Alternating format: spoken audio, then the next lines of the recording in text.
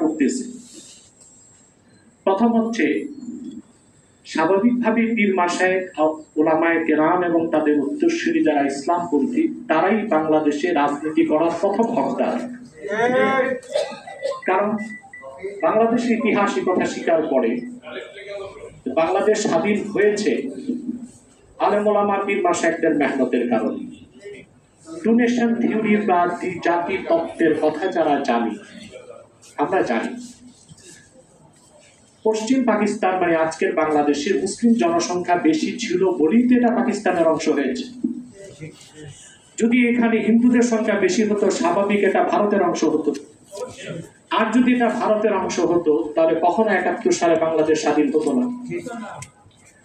এখানে মুসলিম পপুলেশনটা হলো কি করে? অসংখ্য পীর মাশায়েখের খেদমতের কারণে। তার মধ্যে অন্যতম শাহ কারামত আলী জৌনপুরি রাহমাতুল্লাহি আলাইহি। ডব্লিউ হান্টার তার দ্য ইন্ডিয়ান মুসলিম বইতে বলেছে, শাহ কারামত আলী জৌনপুরি রাহমাতুল্লাহ নীরব বিপ্লবে তার হাতে 2 কোটি লোক ইসলাম গ্রহণ করে মুসলমান হয়েছে।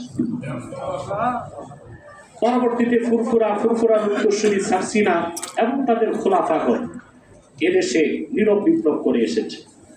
ইসলামী আন্দোলনের নেতারা জীবন দিয়েছে, সংগ্রাম করেছে, আন্দোলন করেছে, ঘাম দিয়েছে, রক্ত দিয়েছে। এসব কিছুর কারণেই বাংলাদেশ স্বাধীন হয়েছে। সেজন্য আমি আগেও বলেছি, পরাজিত সরকার দেশে থাকতেও বলেছি, মুজিবকে যদি বলা হয় বাংলাদেশের রাজনৈতিক স্থপতি, মাওলানা কারামত আলী জৌনপুরি হচ্ছেন আধ্যাত্মিক স্থপতি। অতএব আলেম ওলামা পীর মাশায়েখ তারাই তো রাজনীতিতে প্রথম হকদার। কিন্তু আমরা কেন পিছিয়ে আছি? এখন আমাদের মধ্যে কিছু হীনমন্যতা আছে। পীর মাশায়েখ আমরা মনে করি আমাদের পূর্বপুরুষ তো রাজনীতি করে নাই, আমরা করব কেন? এটা একটা বড় সমস্যা।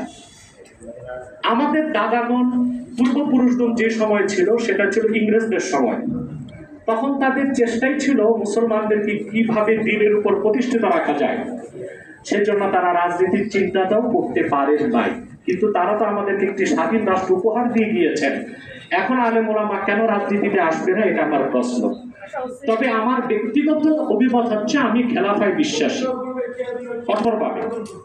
তবে আমি এটাও মনে করি, আয-যারুরাতু তাতাকাদ্দারু বিকাদরিজ যারুরা, বিশেষ প্রয়োজনে বিশেষ সময়ে আমি চাই ইসলামের ব্যানারে শক্তিশালী একটি প্রতিনিধি দল জাতীয় সংসদে থাকবে,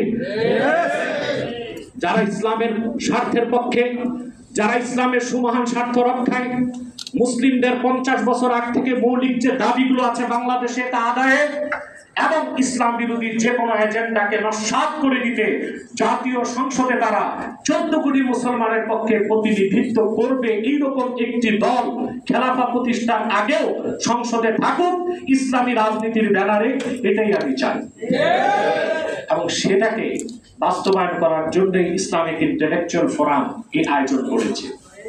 এখানে পীর মাশায়েখরা অনেক জ্ঞানী, আলেম ওলামা যারা আছেন সবাই জ্ঞানী, সবাই মাসালা মাসাইল জানেন।